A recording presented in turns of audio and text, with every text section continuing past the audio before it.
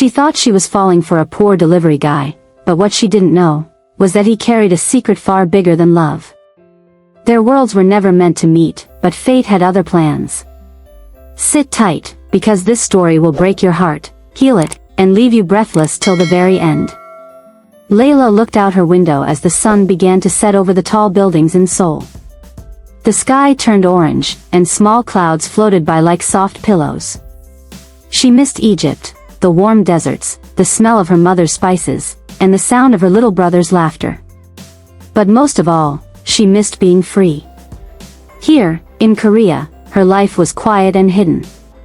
She was the daughter of an Egyptian diplomat, and that meant she had rules. She couldn't walk alone, couldn't talk to strangers, and couldn't fall in love with anyone outside her class. But Layla had a secret. His name was June. He wasn't rich. He didn't drive a fancy car. He rode a scooter and brought her food. June worked as a delivery boy for a tiny chicken restaurant down the street. Layla first met him when he handed her a box of spicy wings. She smiled. He smiled back. And something sparked between them. After that, she ordered food she didn't even want, just to see him. One night, he said, "You always order too much. You can't eat all that."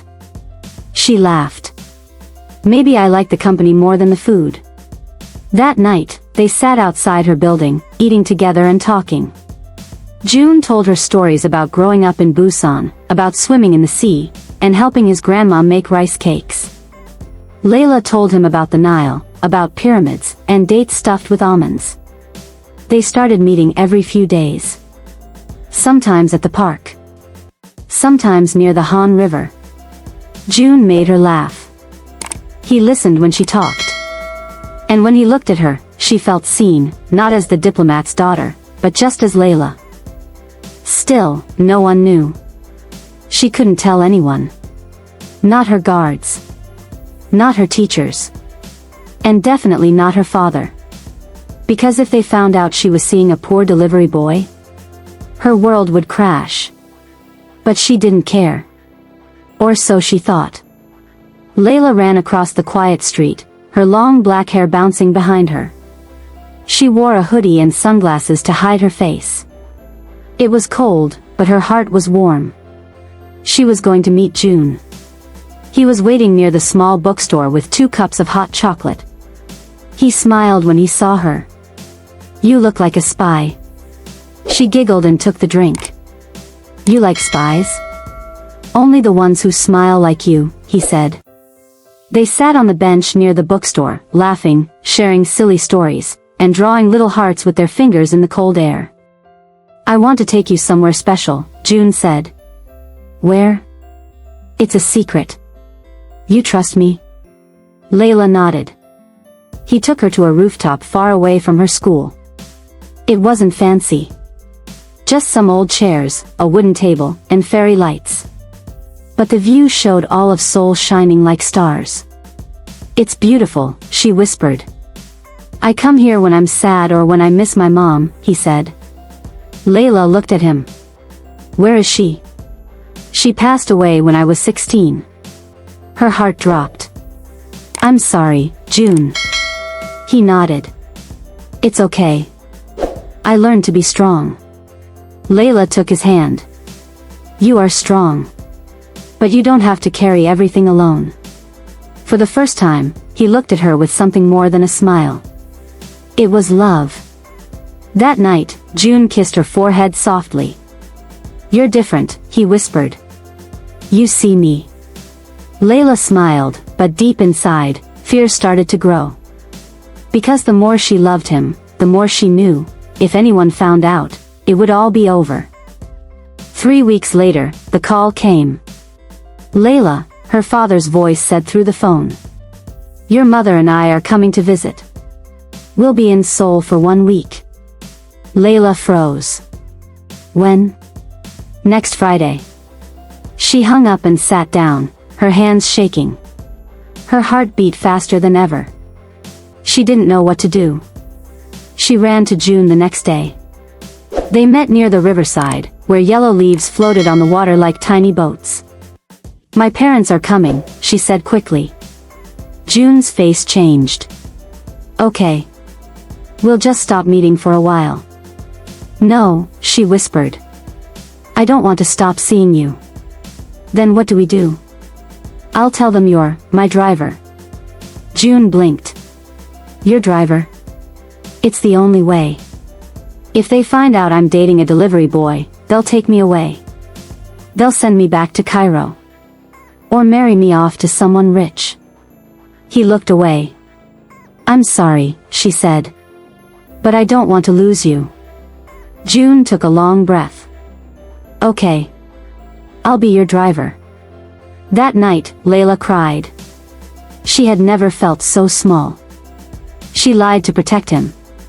But it still felt like she was breaking him. June came to her apartment in a black jacket and black cap. He stood beside a rental car, his eyes quiet, his smile gone. Layla's parents arrived with big hugs and loud voices. My sweet girl, her mother cried. You've grown thinner. Are you eating enough? I'm fine, Mama. And who is this? Her father asked, pointing to June. Layla swallowed. This is Jihun. He's my driver. June bowed politely. Strange, her father muttered.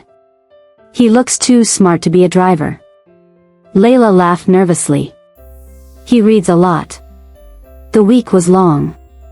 Her parents asked too many questions. They went to dinners, meetings, and shows. June drove them everywhere, quietly and gently. But Layla saw the sadness in his eyes. He never spoke unless spoken to. He stood far away. And he never smiled at her. One night, her little brother pulled her aside. Why does your driver speak perfect Arabic? He asked. What? I heard him. He said something in Egyptian Arabic. It was good. Like he lived there. Layla's heart stopped. Who was June, really? One day, Layla's father said something that shocked her. We'd like to meet your driver tonight. He seems interesting. Why? Just curious. Invite him for tea. She had no choice. That night, June sat in their living room. Her mother gave him sweet tea, and her father asked questions. Where are you from? Busan. Do your parents live there? My mother passed. My father lives far away. What does he do? June looked into her father's eyes. He runs a business. What kind? There was a silence. Then June said calmly, oil. My father owns oil fields in Ulsan. Layla gasped. Her father raised an eyebrow. You're the son of Kang Myung-jin? He asked. Yes. The room went quiet. Layla stared at June. You lied, she whispered later, when they were alone. No, he said softly. I just didn't tell you everything. Why? Because I wanted someone to love me, not my money. Tears filled her eyes. She lied to protect him. But his truth was far richer than she ever imagined. Layla couldn't sleep that night. She sat by the window, staring at the moon. Her heart was confused. Her mind raced. June, her June, was not a poor delivery boy. He was the son of one of the richest oil magnates in Korea. The same boy who held her hand in the park, shared street food with her, and laughed when his scooter broke down. That same boy had grown up surrounded by money and power. Why did he hide it? She felt like her world had turned upside down. The next day, she met him behind the bakery. He was leaning against the wall, his cap pulled low. He didn't smile. You're angry, he said. No, she said, though her voice was sharp. Just confused. I understand. Why didn't you tell me? Because everyone always treats me like a prince. I wanted to be just a guy. I wanted to know if someone could love me without all the money. Layla looked at him. But you let me think you were poor. I am. I don't use my father's money. I live in a small room. I work. I eat noodles every night. Isn't that real enough? She blinked. He was right. I wasn't lying, he said. I was living. Tears filled her eyes again. June stepped closer. But now you know. And if you want to walk away, I'll understand. Layla shook her head. No. I don't want to walk away. I want the truth. All of it. He reached into his pocket and pulled out a small necklace. My mom gave me this before she died. I kept it hidden. But I want you to have it. She touched the necklace gently. It was shaped like a star. You're not just June, she said softly. You're something more. He nodded. And so are you. They didn't kiss. They just stood there. Two hearts, still learning the truth. Still choosing each other. The next morning, Layla's father called her into the living room. He was standing near the window, looking out at the city. Sit, he said, without turning. Layla sat on the edge of the couch, her hands sweating. I know who the boy is now, her father began. Do you know what people would say if they saw you with him? Layla frowned. He's a good person.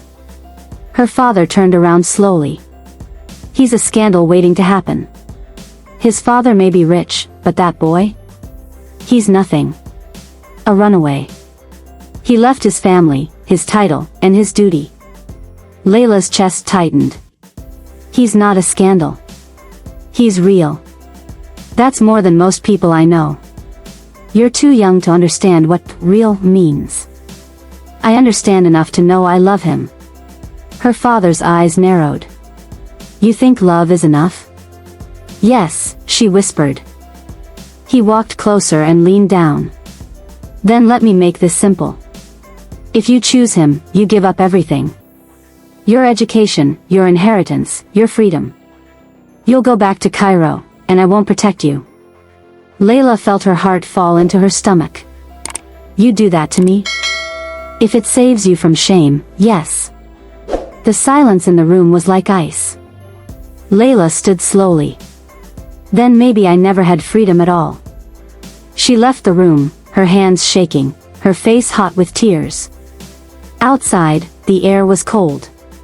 But she didn't stop walking. She called June. Meet me, she said. They met under the cherry blossom tree near her school, even though it wasn't blossom season. The tree was bare, but their hearts were full. They gave me a choice, Layla said, her voice small. June watched her, waiting. If I stay with you, I lose everything. June stepped back. Then go. She stared at him. What? You can't lose everything for me. It's not fair. I won't let you. Layla felt something break inside her. Don't I get to choose? June didn't answer. He turned and walked away. Layla didn't stop him. For 3 days, they didn't speak. Layla's heart was silent, like a phone that had run out of battery. She didn't cry. She didn't talk. She didn't eat much. At night, she looked at the necklace he gave her, the tiny star, and wondered where he was. Her father acted as if nothing had happened. Her mother asked her about Cairo. Her brother avoided her eyes. She felt like she was slowly disappearing. Until one evening, she got a message. It was a photo of the rooftop with fairy lights. Just the photo. No words. She stared at it. Then she grabbed her coat and ran. When she reached the rooftop, June was sitting at the table, his face tired, his eyes swollen. I didn't come here to say goodbye, she said. He stood up slowly. I came to ask you something. He looked at her, confused. What if we make our own world, she said. One where we're not just the daughter of a diplomat and the son of a tycoon? What if we start small, just us? No titles. No lies. He didn't speak. She stepped closer. I choose you. Not because I want to lose everything, but because I believe with you, I'll gain more. June's hands shook as he reached for hers. I'm scared, he whispered. Me too. He nodded. Then we can be scared together. They hugged tightly, like they were holding on to the last piece of air. Above them, the city lights blinked, as if giving them permission. Layla didn't sleep that night. She lay in bed holding the necklace June gave her, staring at the ceiling as tears gently rolled down the sides of her face. The world outside was silent, but inside her heart, a storm was spinning. The memory of his words kept ringing in her ears. Then we can be scared together. Nobody had ever said that to her before. Not her father with his power. Not her mother with her soft words. Not the tutors who called her princess, or the strangers who bowed in respect. They all saw her as a symbol. But June saw her as a girl. A girl who laughed too loudly when nervous. A girl who sometimes doubted herself. A girl who wanted to be loved, not owned. And she loved him for that. Morning came like a whisper. The sky was soft gray, and the trees outside swayed as if they were humming a song only lovers could hear. Layla put on a plain dress. No diamonds. No makeup. Just a scarf to cover her hair. She didn't want to look like a diplomat's daughter. She wanted to look like June's. She left a letter on her desk for her parents. No begging. No anger. Just truth. Then she walked out and didn't look back. June was waiting in front of the same bakery where they first kissed, wearing a faded hoodie and holding 2 cups of warm tea. I didn't know if you'd come, he said. She smiled. I didn't know either. They sat on the bench and sipped quietly, watching people rush by. I told my father I want nothing from him, June said. No money. No house. No name. Just a life I build on my own. You already started, she whispered. And I want to build it with you. He looked at her, eyes glassy but filled with hope. Even if it's hard, he asked. Especially if it's hard, she said. Because what's easy never feels real. June reached into his pocket and pulled out a folded piece of paper. It was old, wrinkled. What's this? She asked. He opened it. It was a list. At the top, it read, A life I want to live. And below it, wake up with someone I love. Share meals, even if it's ramen. Dance on rooftops. Laugh when it rains. Be free. Be seen. Be enough. I wrote this a long time ago, June said, voice shaking. Before I met you. And now, somehow, you're all of it. Layla reached for his hand and squeezed it gently. You don't need money, she said. You're already the richest man I've ever known. They didn't say much after that. They didn't need to. Because love doesn't always scream. Sometimes, it just sits beside you, holding your hand quietly, promising never to let go. Months passed. Layla and June moved into a small apartment near the river. It wasn't big, but it was theirs. She took up teaching Arabic to children. He opened a tiny scooter repair shop and named it Star, after the necklace he gave her. They cooked together. Burned rice sometimes. Laughed through rainy nights. Fought over silly things. Cried in each other's arms. They were never perfect, but they were real. News about June's true identity eventually reached the media. Paparazzi camped outside. Headlines screamed.